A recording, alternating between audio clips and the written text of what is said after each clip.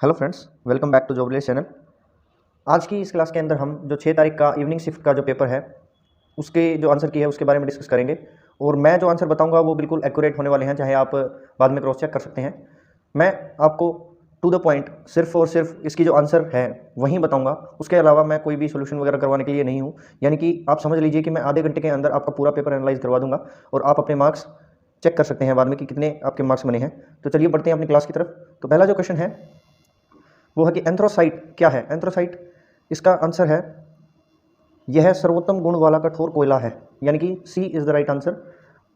अगला क्वेश्चन है अंतर्राष्ट्रीय अपराध का मुकाबला करने के लिए सीमा पार पुलिस समन्वय में सहायता करने वाले अंतर्राष्ट्रीय संगठन का नाम है। तो इसका आंसर है Interpol. Second is the right answer. अगला क्वेश्चन है महारत्न, नवरत्न और लघु रत्न भारत में किसके वर्गीकरण हैं। तो ये है सेकंड ऑप्शन, जो सरकारी क्षेत्र एकक। फोर्थ है प्रसिद्ध महाकाव्य रामायण में सीता नामक चरित्र के जन्म स्थान पर किस कला विधा का नाम पड़ा, यानी कि इसका जो ऑप्शन है ये Mithila. Fourth is the right answer.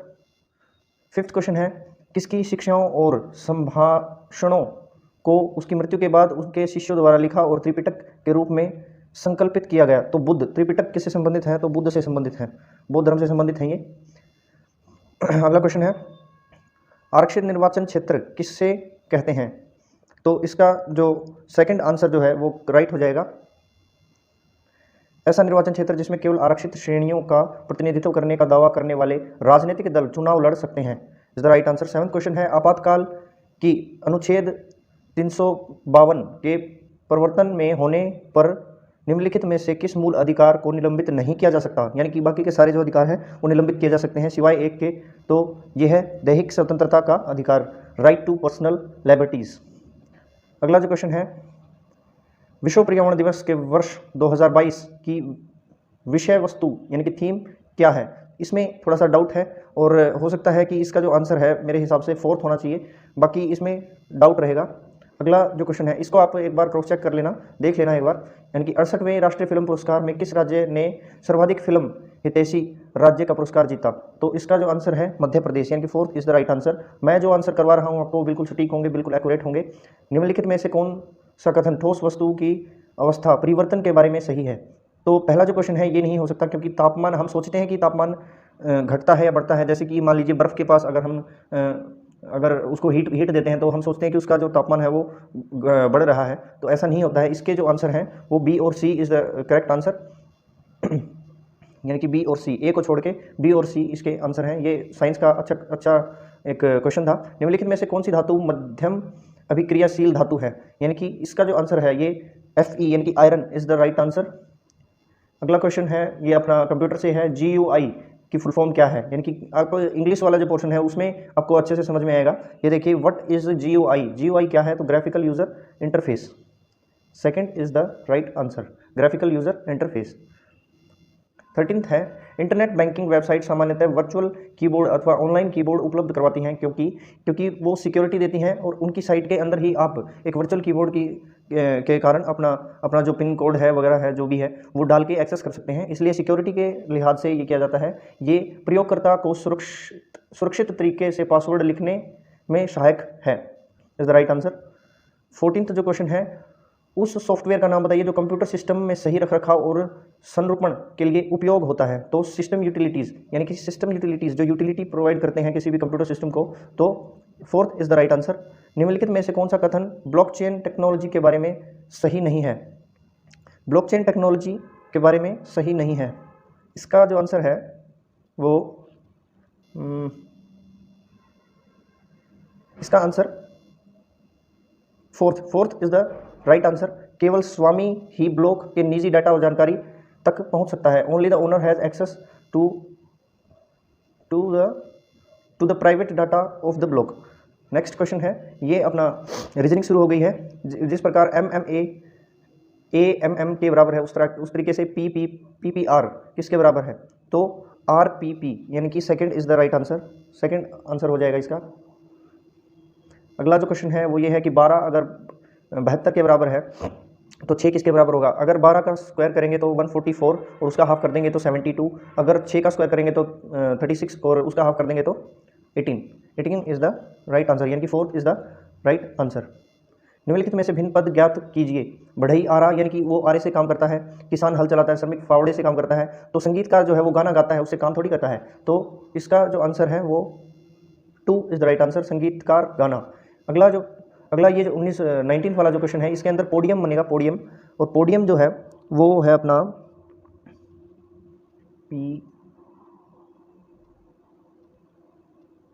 POD, हाँ, 4th is the right answer. 43, 15, 26 is the right answer. अगला है सॉरी, एक लड़की की ओर इशारा करते हुए अंकित ने कहा, यह लड़की मेरी माँ के पोते की पत्नी है। मतलब ब्लड रिलेशन वाला जो क्वेश्चन है, इसका जो आंसर है ये ससुर हो जाएगा। अगला क्वेश्चन है, निम्नलिखित में से कौन सा पद भिन्न है? यानी कि भिन्न कौन सा है? यानी कि 6 के पहाड़े में 48 आता है, 5 के पहाड़े में भी 625 आता है, और 9 से भी 108 करता है, बट 4 के जो पहाड़ा है उसके अंदर 42 नहीं आता। तो इसका आंसर हो जाएगा 1, यानी कि 42 और 4 की जो कॉम्बिनेशन है वो गलत है, इससे अलग है।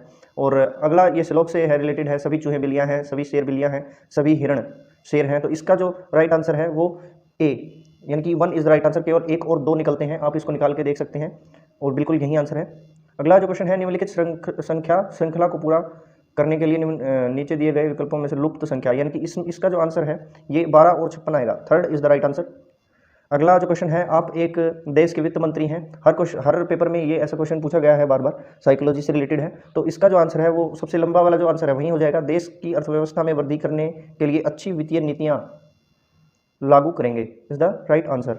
अगला जो क्वेश्चन है, 5 लड़के एक पंक्ति में बैठे हैं, सीटिंग अरेंजमेंट है, और इसका जो आंसर है ये Ravi, 2nd is the right answer हो जाएगा। बहुत ही इजी क्वेश्चन था। और अगला जो क्वेश्चन है, 35, 46, 59 और x की वैल्यू बतानी है, तो इसके अंदर जो आंसर है वो 74 हो जाएगा। अगर 59 के अंदर हम 15 को ऐड करेंगे तो 74 आएगा। अगला जो क्वेश्चन है वो इनमें से कौन सा वर्ड नहीं बनता, मतलब ये पूछ रखा है कि सेपरेट से कौन सा वर्ड नहीं बनता, तो परेड नहीं बनता, यानी कि डी नहीं है इसके अंदर, तो 2nd is the right answer. अगला है, शहर A से चलने वाली एक स्थानीय बस में महिलाओं की संख्या पुरुषों की संख्या से दुगनी है। अगले स्टेशन B में 7 महिलाएं उतरती हैं और 11 पुरुष सवार हो जाते हैं। तो इसका जो आंसर है ये डायरेक्ट है, इसको आप मैथ का ही क्वेश्चन मानिए, ये रीजनिंग का क्वेश्चन नहीं है, ये मैथ का क्वेश्चन है। तो इसका 54 जो आंसर है वो आएगा। x की वैल्यू 18 आएगी, और x2 इज इक्वल टू 36, और 36 plus 18 is equal to 54 is the right answer. और 29th का जो आंसर है वो A हो जाएगा डायरेक्ट, यानी कि अगर k को 3, 7 को E, 2 को F और इस तरीके से बोला जाता है तो 86, 37 को क्या बोला जाएगा, तो YPKE is the right answer. अगला जो क्वेश्चन है, ये ट्रेन को SQZHM बोला जाता है, तो डेट को क्या बोला जाएगा, तो इसका जो आंसर हो जाएगा ये CZSD, 1 is the right answer. अगला मैथ का क्वेश्चन है, 1 square plus 2 square plus 3 square plus, और इस तरीके से 10 स्क्वायर तक जाती है, 385 तक किसके बराबर है, मतलब इसका जो आंसर है ये 1540, यानी कि 1540 इज द राइट आंसर। अगला है, 100 या 100 से कम हारों वाली सभी उचित भिन्नों का योगफल, यानी कि 100 मतलब 1 से कम, यानी कि 1 बाई 1 करेंगे तो 1 हो जाएगा, 1/2, 1/3, इस तरीके से, मतलब एक सीक्वेंस में अगर चलते हैं तो इसका जो आंसर है वो क्या हो जाएगा, तो ये है 2475, यानी कि 4th is the right answer. अगला है, 10,000 के निकटतम की 2 संख्याएं जो 2, 3, 4, 5, 6, 7 से विभाजित होती हैं, तो इसका जो आंसर है आप निकाल के देख लेना। 1st is the right answer, 9,661,00,80 is the right answer. अगला जो क्वेश्चन है, A² plus B² plus C² minus AB minus BC minus CA is equal to 0, and इसका जो रेशियो बताना है, A/B/C बताना है, तो इसका जो इक्वल रेशियो हो जाएगा 1:1:1। 2nd is the right answer.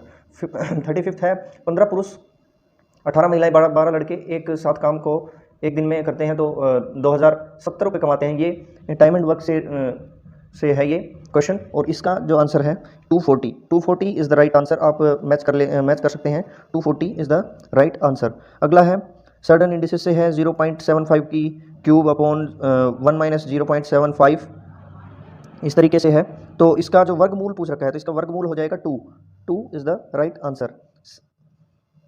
यदि संख्या x दूसरी संख्या y से 10% कम है तथा संख्या y 125 से 10% अधिक है, तो x का मान ज्ञात कीजिए। तो इसका ये बिल्कुल इजी क्वेश्चन है जो परसेंटेज से रिलेटेड है। तो first is the right answer 123.75 is the right answer. यदि 516 तीन यानी कि रुपए 516 तीन व्यक्तियों ए बी एंड सी में इस प्रकार बांटे जाते हैं कि ए और बी से 25% अधिक और बी को सी से 25% कम प्राप्त हो तो सी का हिस्सा क्या होगा।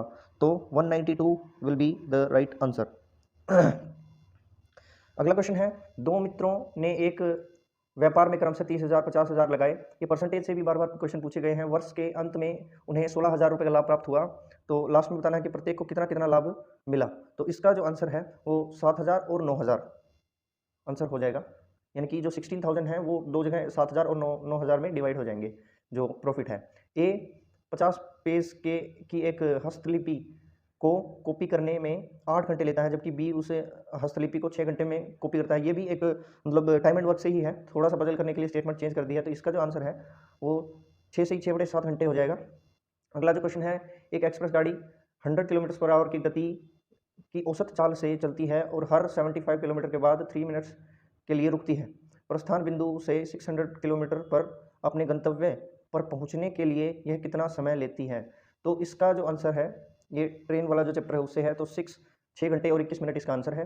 आप चेक कर लेना इसको, बिल्कुल बिल्कुल सही आंसर है। एक व्यापारी के पास 500 किलोग्राम चीनी है जिसका एक भाग वह 8% लाभ पर बेचता है और शेष 18% लाभ पर बेचता है। इस पूरे सौदे में उसे 14% लाभ होता है और 8% लाभ पर बेची गई चीनी की मात्रा क्या है। तो ये है 200 kg, यानी कि 200 kg is the right answer. तीन समान घनों को मिलाकर एक पंक्ति में रखा गया और इस प्रकार बने घनाभ से संपूर्ण पृष्ठीय क्षेत्रफल का तीन घनों के संपूर्ण पृष्ठीय क्षेत्रफल के योगफल के अनुपात क्या है। तो 7:9 इज द राइट आंसर। एक व्यक्ति ने 6,000 की वस्तुएं खरीदी और उसमें से आधी 10% लाभ पर बेच दी। शेष को वह कितने प्रतिशत लाभ पर बेचे ताकि उसे इस सौदे में कुल 25% का लाभ हो। तो ये इसका जो आंसर है वो 40% हो जाएगा। ये बिल्कुल राइट आंसर है। 20,000 चक्रवृद्धि ब्याज पर 2 वर्षों में 22,260.50 हो जाता है, जबकि ब्याज वार्षिक संयोगी होता है। ब्याज की दर याद करें। तो इसका जो आंसर है वो 5.5 is the right answer.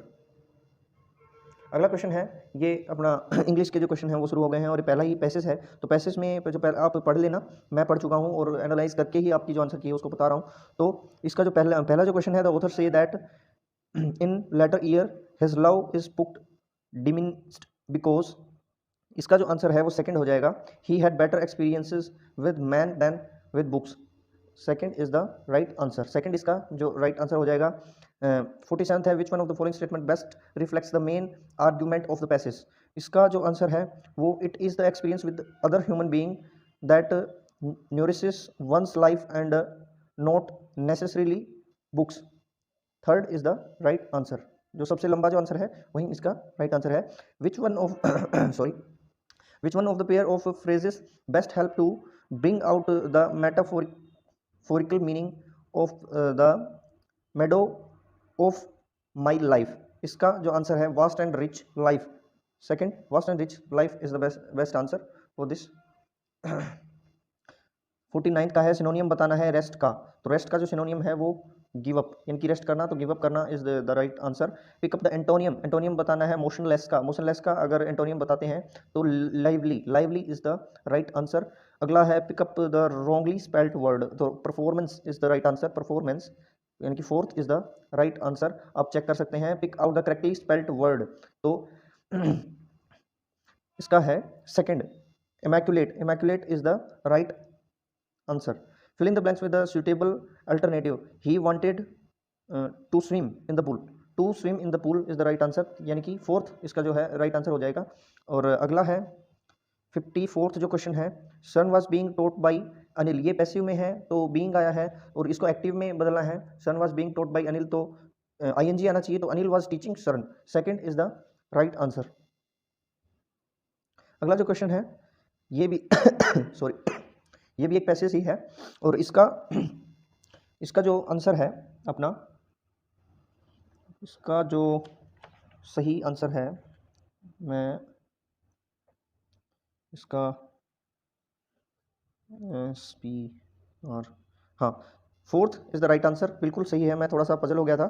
SPRQ is the right answer, fourth is the right answer for this. और अभी इसमें एरर बताना है, some man are born great, some achieves greatness and some had greatness thrust upon them. तो had आया है इसके अंदर, तो इसमें एरर है।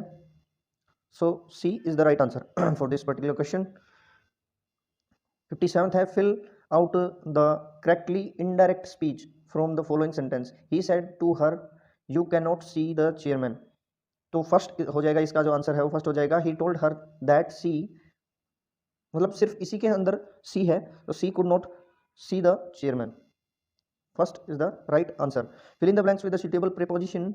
ही boasted and his, he boasted blank his riches. तो इसका जो आंसर है वो ऑफ, बोस्टेड ऑफ हो जाएगा। बोस्टेड ऑफ यानी कि second is the right answer. Correct alternative छाटना है इसके अंदर। In this jet age everyone is interested in having an easy life. इसमें कोई भी इंप्रूवमेंट की जरूरत नहीं है, no improvement is the right answer. Choose the word which is opposite in the meaning of the underlined word, यानी कि अबाउंट्स, अबाउंट्स के जो भरपूर, मतलब इसका जो जो मतलब होता है वो भरपूर होता है, तो इसका जो एंटोनियम है यानी कि इसका उल्टा है लैक, यानी कि कमी हो जाएगा इसका राइट आंसर। 61 पे आते हैं, हिंदी के क्वेश्चन है। तत्सम शब्द नहीं है, तत्सम शब्द नहीं है। जो इसकी जो दुग्ध तत्सम शब्द है, हानि है, लोक है, तो जो रात है ये तद्भव शब्द है, तो इसका जो आंसर है ये रात हो जाएगा। अगला जो क्वेश्चन है, जंगल में मोर नाचा किसने देखा, लोकोक्ति का उचित निहितार्थ क्या है। यानी कि इसका जो सेकंड जो आंसर है, गुण का प्रदर्शन, गुण के प्रदर्शन के लिए उचित स्थान का चुनाव आवश्यक है, इज द राइट आंसर। प्रेम पूर्वक शब्द में किस क्रिया विशेषण से संबंधित है, तो इसमें जो सेकंड जो आंसर है, यौगिक क्रिया विशेषण इज द राइट आंसर। आश्रित उपवाक्य कितने प्रकार के होते हैं, तो ये 3 प्रकार के होते हैं, second is the right answer. 65 में है, निम्नलिखित में से में किस विकल्प में प्रत्यक्ष समस्त पद का सही विग्रह और समास है, तो इसमें second is the right answer. अव्ययी भाव जो समास वाला है ये इसका राइट आंसर है। पक्षी के प्रति अव्ययी भाव। अतिवृत्त शब्द के लिए उचित वाक्यांश का चयन कीजिए। वृत्तांतों का घटनाक्रम इज द राइट आंसर। चंद्र शब्द के पर्यायवाची शब्द नहीं है, यानी कि इनमें से कौन सा शब्द है जो चंद्र के पर्यायवाची नहीं है। हिमांशु है, सुधांशु है, राकेश है, बट जो दिनेश है वो सूर्य, सूर्य का पर्यायवाची है। जीवन में समय का खालिस्तान समझना, जीवन में समय का खालिस्तान समझना आवश्यक है, तो इसमें आंसर हो जाएगा महत्व। ए इज द राइट, सॉरी यहाँ पे ये वाला जो महत्व है ना, यही राइट है, महत्व इज द राइट आंसर। दुर्दशा शब्द निर्मित है, तो इसमें जो उपसर्ग है ये थर्ड हो जाएगा। रे की मात्रा जो है, मतलब रे जो है वो आधा आएगा इसके अंदर, और तो जो थर्ड जो है आपका राइट आंसर हो जाएगा। वीति, बीती, विभावरी, जागरी, अंबर पनघट में डूबो रहो, डूबो रही तारा घट, उषा नागरी। इसमें किस उपयुक्त काव्य पंक्तियां उदाहरण है, किसका है, तो ये जो उदाहरण है ये मानवीकरण अलंकार का है।